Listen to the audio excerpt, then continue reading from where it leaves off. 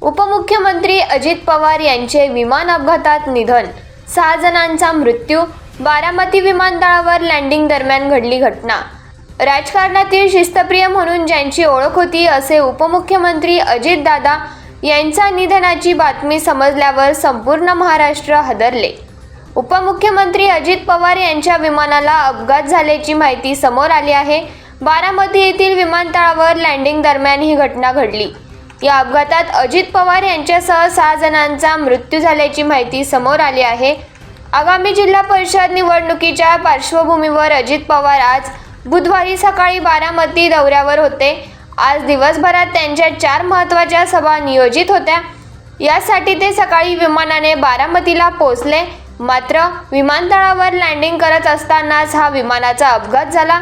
यावेळी विमानामध्ये अजित पवार यांच्यासोबत त्यांचे पीए आणि इतर सहकारी होते. त्यांचाही या अपघातात मृत्यू झाल्याची माहिती समोर आली आहे, अशी माहिती DGS मार्फत कळाली आहे. या संदर्भात राज्यातील अनेक नेत्यांनी अजितदादांच्या निधनाची बातमी कळताच बारामतीकडे धाव घेतली आहे. राज्यभरातून राष्ट्रवादी काँग्रेस पक्षाचे पदाधिकारी व कार्यकर्ते मोठ्या संख्येने बारामती येथे दादांच्या अंतिम दर्शनासाठी निघाले आहेत.